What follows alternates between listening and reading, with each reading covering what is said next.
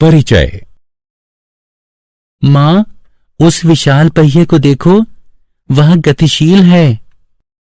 हाँ, वो विशाल पहिया गतिमान है। गति क्या होती है मां? गति भौतिक विज्ञान का एक महत्वपूर्ण अध्याय है। इस संसार में हर चीज गतिशील है। वो कैसे?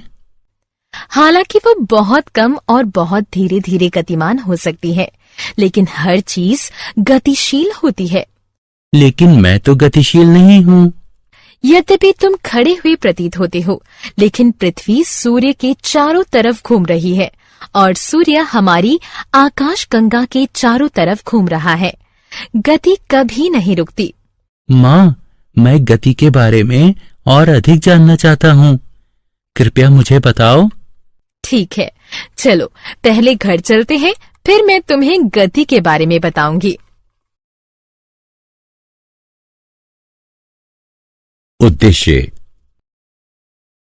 इस पाठ के अंत में आप निम्न करने में सक्षम हो जाएंगे: गति को परिभाषित करना, सरल रेखीय गति का वर्णन करना, एक समान गति तथा असमान गति को समझना, चाल की गणना करना, वेग को परिभाषित तथा गणना करना, त्वरण को परिभाषित करना, गति के ग्राफीय प्रदर्शन को समझना, एक समान वृत्तीय गति का वर्णन करना।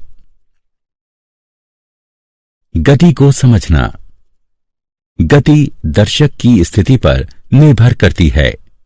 उदाहरण के लिए हम देख सकते हैं कि एक वाहन धरातल के सापेक्ष गति में है। विभिन्न दर्शक किसी वस्तु की गति को अपने अनुसार देख पाते हैं। या फिर हम कह सकते हैं, अगर कोई वस्तु गतिमान है तो उसकी स्थिति दर्शक के सापेक्ष परिवर्तित होती है। एक घूमती कुर्सी, एक झूला, एक उछलती गेंद गतिशील वस्तुओं के उदाहरण हैं।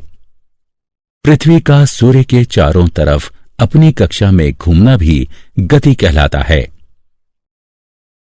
सरल रेखीय गति। हमारे संसार में हर चीज गतिमान है, यहां तक कि स्थिर वस्तुएं, जैसे कि हमारा घर भी सूर्य या और तारों के सापेक्ष गति में है। गति पूर्णतः ऊर्ध्वाधर, जैसे कि एक गिरता हुआ पत्थर, पूर्णतः क्षैतिज, जैसे कार का राजमार्ग पर चलना, या तिरछी, जैसे एक हवाई जहाज का रनवे पर एक कोण पर उड़ान भरना होती हैं। किंतु ये एक सरल रेखा में होना चाहिए।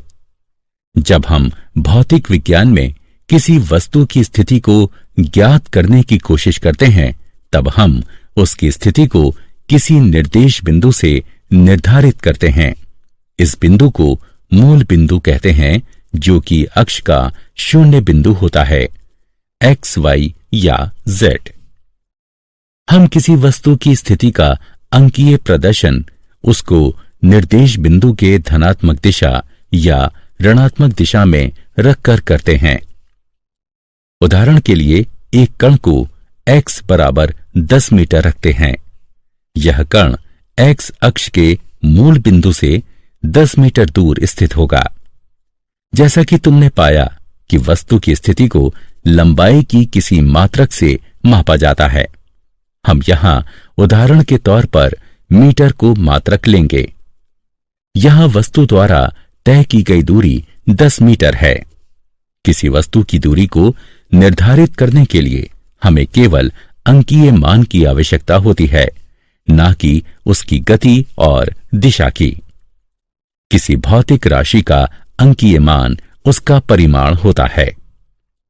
वस्तु की प्रारंभिक एवं अंतिम स्थिति के बीच की न्यूनतम दूरी को वस्तु का विस्थापन कहते हैं। एक समान गति तथा असमान गति। एक समान गति तथा असमान गति को समझने के लिए एक उदाहरण लेते हैं। इस सारणी यानी तालिका को देखो। यह कार ए द्वारा तय की गई दूरी है। माना कि 0 सेकंड में ये 0 मीटर दूरी तय करती है, 5 सेकंड में ये 10 मीटर तय करती है, 10 सेकंड में ये 20 मीटर दूरी तय करती है, इत्यादि। या हम कह सकते हैं कि हर 5 सेकंड में कार 10 मीटर दूरी तय करती है, क्योंकि ये समान समय अंतराल में समान दूरी तय करती है, तो उसकी गति को एक समान गति कहते हैं। अब कार बी को देखो। कार बी 5 सेकंड में 5 मीटर दूरी तय करती है, 10 सेकंड में ये 15 मीटर दूरी तय करती है, 15 सेकंड में ये 20 मीटर दूरी तय करती है। हमने देखा कि कार बी समान समय अंतराल में समान दूरी तय नहीं करती, तो उसकी गति को असमान गति कहते हैं। चाल। क्या तुम विभिन्न चाल से चल रही दो समान वस्तुओं में अंतर बता सकते हो? जैसा कि हम सब जानते हैं कि समान समय में वो वस्तु अधिक दूर जाती है जो कि तेज चलती है या तेज चाल से चलती है, बजाय उस वस्तु के जो धीरे चलती है। चाल में दूरी एवं समय दोनों साथ साथ होते हैं। तेज का मतलब या तो दूर, ज्यादा दूरी, या जल्दी यानी कम समय से होता है। किसी वस्तु की चाल को दुगना करने का मतलब होता है कि समान समय में दुगनी दूरी तय करना। किसी वस्तु की चाल को दुगना करने का मतलब निर्धारित दूरी के लिए आवश्यक समय को आधा करना भी होता है। वस्तु द्वारा इकाई समय में तय की गई दूरी के उपयोग से उस वस्तु की गति की दर प्राप्त की जा सकती है। चाल का मात्रक मीटर प्रति सेकंड होता है। इसे इस चिन्ह द्वारा प्रदर्शित किया जाता है। अधिकतर अवस्थाओं में वस्तुएं असमान गति में होती हैं, इसलिए हम उन वस्तुओं की गति की दर को उनकी औसत चाल के रूप में व्यक्त करते हैं। वस्तु की औसत चाल उसके द्वारा तय की गई कुल दूरी को कुल समय अवधि से भाग देकर प्राप्त की जा सकती है। यदि एक वस्तु t समय में s दूरी तय करती है तो इसकी चाल v बराबर s/t होगी। दिशा के साथ चाल। एक निश्चित दिशा में चाल को वेग कहते हैं। किसी वस्तु की चाल व्यक्त करती है कि वह कितनी गति से चल रही है, जबकि वेग वस्तु की चाल एवं दिशा दोनों को दर्शाता है। एक समान वेग के लिए वस्तु को नियत चाल से निश्चित दिशा में चलना चाहिए। इसकी गणना औसत चाल की गणना के समान ही होती है। औसत वेग को प्रारंभिक वेग और अंतिम वेग के अंकगणितीय माध्य के द्वारा प्राप्त किया जा सकता है। औसत वेग बराबर प्रारंभिक वेग जमा अंतिम वेग बटे 2। गणितीय रूप में v/a/v बराबर u जमा v बटे में 2, जहां v/a/v औसत वेग है, u प्रारंभिक वेग है तथा v वस्तु का अंतिम वेग है। चाल तथा वेग दोनों का मात्रक समान अर्थात मीटर प्रति सेकंड होता है।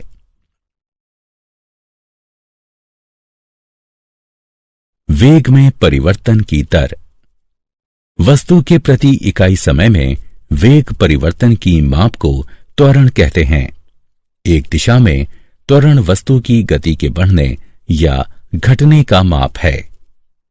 त्वरण वेग के परिमाण एवं दिशा में परिवर्तन की दर को व्यक्त करता है। त्वरण का मात्रक मीटर प्रति वर्ग सेकंड है।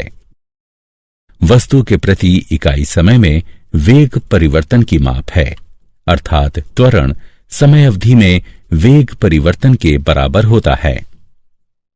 यदि एक वस्तु का वेग प्रारंभिक वेग u से t समय में बदलकर v हो जाता है तो त्वरण a निम्न होगा, a बराबर v घटा u बटे में t। एक समान या नियत परिमाण वाले त्वरण एक प्रकार की गति होती है जिसमें इसका वेग समान समयांतराल में समान रूप से बदलता है।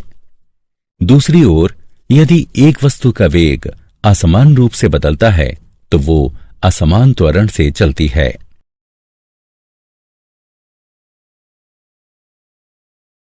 उदाहरण, चलो एक रेसिंग कार का उदाहरण लेते हैं। यह प्रारंभ से अंतिम तक 10 मिनट या 0.17 घंटे में 23 किलोमीटर दूरी तय करती है। हमको इसकी औसत चाल तथा औसत वेग की गणना करनी है। हमें पता है कि औसत चाल तय की गई कुल दूरी को कुल समय अवधि से भाग देकर प्राप्त किया जा सकता है। अर्थात औसत चाल 23 किलोमीटर दूरी को 0.17 घंटे से भाग देने पर 135.29 किलोमीटर प्रति घंटे के बराबर आएगा। उसी प्रकार से औसत वेग कुल विस्थापन को कुल समय अवधि से भाग देकर प्राप्त किया जा सकता है। जैसा कि हम चित्र में देख सकते हैं कि कुल विस्थापन 4 किलोमीटर है, इसीलिए औसत वेग 4 किलोमीटर को 0.17 घंटे से भाग देने पर 23.53 किलोमीटर प्रति घंटे के बराबर आएगा।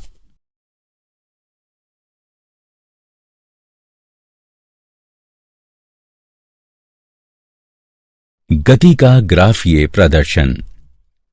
एक ग्राफ दो प्रकार के आंकड़ों में संबंध का चित्रीय प्रदर्शन है, जिसमें एक प्रकार के आंकड़े निर्भर चर तथा दूसरे प्रकार के आंकड़े स्वतंत्र चर होते हैं।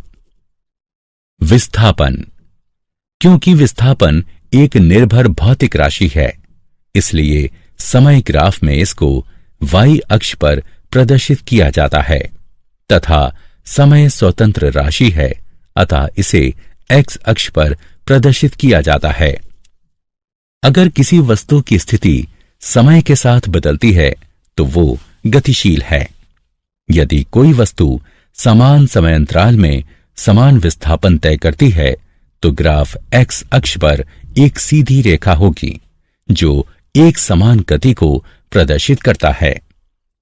यदि ग्राफ एक वक्र है तो वो असमान गति को प्रदर्शित करता है। विस्थापन समय ग्राफ का ढलाव वस्तु के वेग को प्रदर्शित करता है। हम इसके बारे में एक छोटे से क्रियाकलाप के बाद विस्तार से जानेंगे।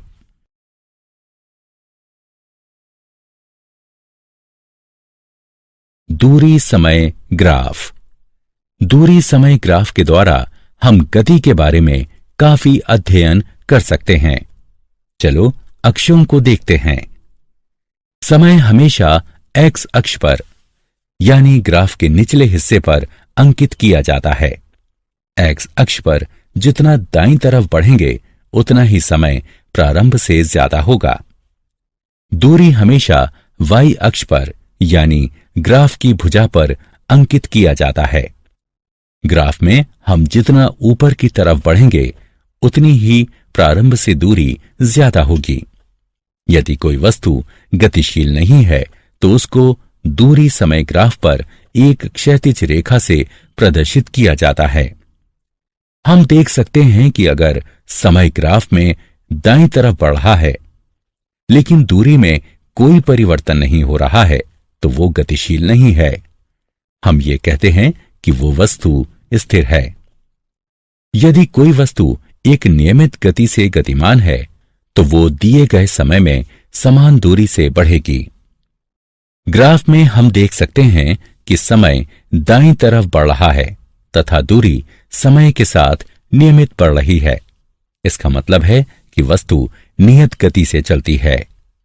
नियत गति को ग्राफ में एक सीधी रेखा से प्रदर्शित किया जाता है।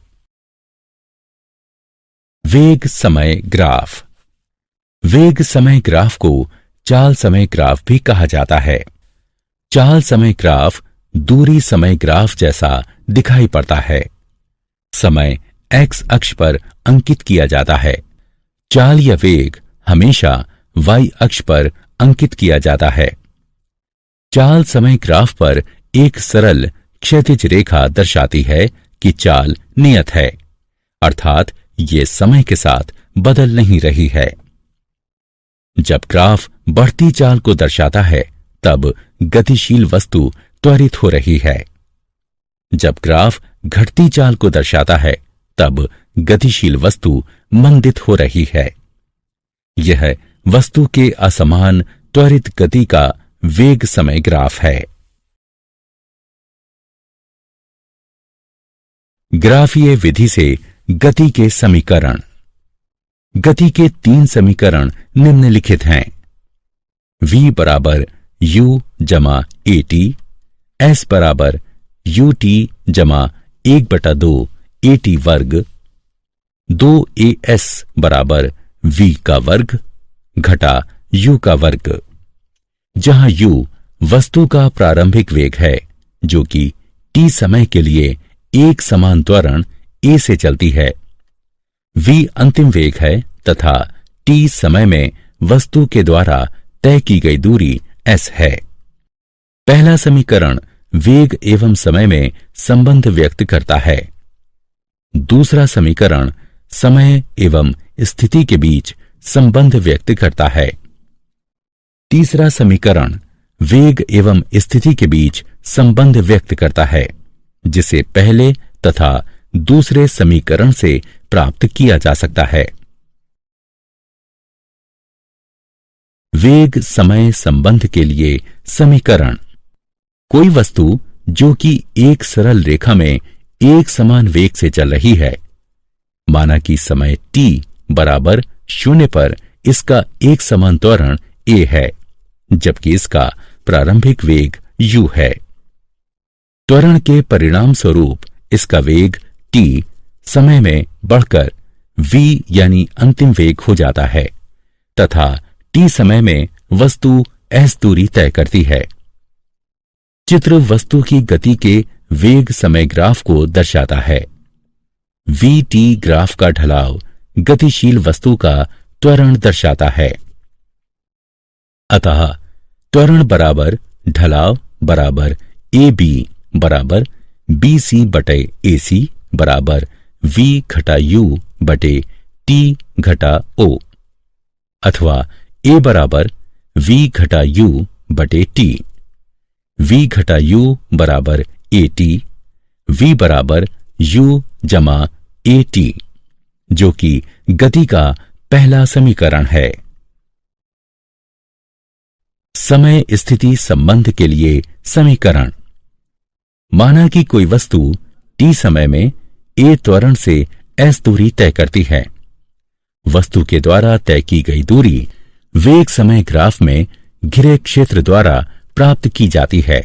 अतः तय की गई दूरी s बराबर समलंब ABDO का क्षेत्रफल बराबर आयत ACDO का क्षेत्रफल जमा DABC का क्षेत्रफल बराबर OD गुणा OA जमा 1/2 BC गुणा AC बराबर T गुणा U जमा 1/2 V घटा U गुणा T। हल करने पर हमें प्राप्त होगा बराबर UT जमा 1/2 V घटा U गुणा T। गति के पहले समीकरण से हम जानते हैं कि V घटा U बराबर AT है, या हम लिख सकते हैं कि V बराबर U जमा AT। अतः S बराबर UT जमा 1/2 AT गुणा T। S बराबर UT जमा 1/2 AT वर्ग। यह गति का दूसरा समीकरण है।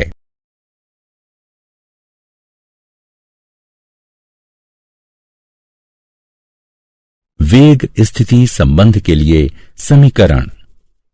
गति का तीसरा समीकरण इन पहले 2 समीकरणों से प्राप्त करेंगे। वेग समय ग्राफ से तय की गई दूरी s बराबर समलंब OABD का क्षेत्रफल बराबर 1/2 B1 जमा B2 गुणा h बराबर 1/2 ओ ए जमा बी डी गुणा ए सी। ओ ए बराबर यू, बी डी बराबर वी और ए सी बराबर टी रखने पर हम पाते हैं एस बराबर 1/2 यू जमा वी गुणा टी। समीकरण 1। लेकिन जैसा कि हम जानते हैं कि ए बराबर वी जमा यू बटे टी, अर्थात टी बराबर वी घटा यू बटे ए। टी का दिया हुआ मान दिए गए समीकरण 1 में रखने पर हम पाते हैं वी वर्ग माइनस यू वर्ग बराबर 2as, 2as बराबर वी जमा यू, वी घटा यू। सूत्र ए वर्ग घटा बी वर्ग बराबर ए जमा बी, ए घटा बी का उपयोग करके हम पाते हैं वी जमा यू, वी घटा यू बराबर 2as।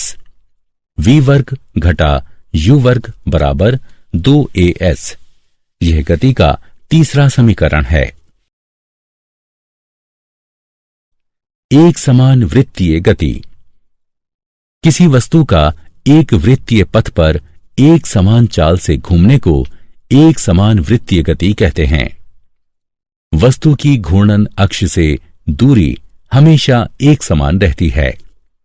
जब कोई वस्तु एक वृत्त में घूमती है तो उसकी दिशा निरंतर बदलती रहती है। हिंडोला एक समान वृत्तीय गति का एक उदाहरण है। उपग्रह जैसे कि कृत्रिम उपग्रह या चंद्रमा जो पृथ्वी की कक्षा में घूम रहे हैं, उनकी गति एक समान वृत्तीय गति जैसी है। ग्रह जो सूर्य की कक्षा में घूम रहे हैं, उनकी गति एक समान वृत्तीय गति जैसी है। क्या आप जानते हैं सर आइजैक न्यूटन सदी के सबसे प्रभावी वैज्ञानिकों में से एक हैं। उन्होंने बहुत सारे सिद्धांत दिए हैं तथा बहुत सारे क्षेत्रों जैसे कि भौतिकी, गणित तथा दर्शन में महत्वपूर्ण योगदान दिया है। इंग्लैंड में पैदा हुए सर आइजैक न्यूटन बहुत प्रभावी भौतिक शास्त्री, गणितज्ञ, दार्शनिक, रसायनविद तथा ब्रह्मज्ञानी थे। न्यूटन की गति के 3 नियम वस्तु की गति पर लगने वाले बल से संबंधित हैं। जॉन्स केपलर ने खगोल के क्षेत्र में अपने अद्भुत कार्य से 17वीं सदी में विज्ञान में क्रांति लाने में योगदान दिया।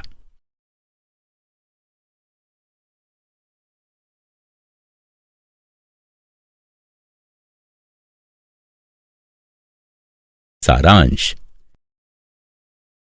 आइए हमने जो कुछ सीखा है उसे संक्षेप में दोहराएं। स्थिति में परिवर्तन एक गति है। इसकी व्याख्या तय की गई दूरी या विस्थापन के रूप में की जा सकती है। एक वस्तु की गति का समान या असमान होना उस वस्तु के वेग पर निर्भर करता है जो कि नियत है या बदल रहा है। प्रति इकाई समय में वस्तु के द्वारा तय की गई दूरी उसकी चाल होती है और प्रति इकाई समय में हुआ विस्थापन उसका वेग होता है। किसी वस्तु का त्वरण प्रति इकाई समय में उसके वेग में होने वाला परिवर्तन है। ग्राफों के द्वारा वस्तु की समान और असमान गति को दर्शाया जा सकता है। एक समान त्वरण से चल रही एक वस्तु की गति की व्याख्या निम्न 3 समीकरणों के माध्यम से की जा सकती है। v बराबर u जमा at, s बराबर ut जमा 1/2 at वर्ग, 2as बराबर v वर्ग घटा u वर्ग, जहां u वस्तु का प्रारंभिक वेग है जो कि t समय के लिए एक समान त्वरण a से गति करती है। इसका अंतिम वेग v है और t समय में तय की गई दूरी s है। अगर कोई वस्तु वृत्तीय पथ पर एक समान चाल से चलती है तो उसकी गति को एक समान वृत्तीय गति कहा जाता है।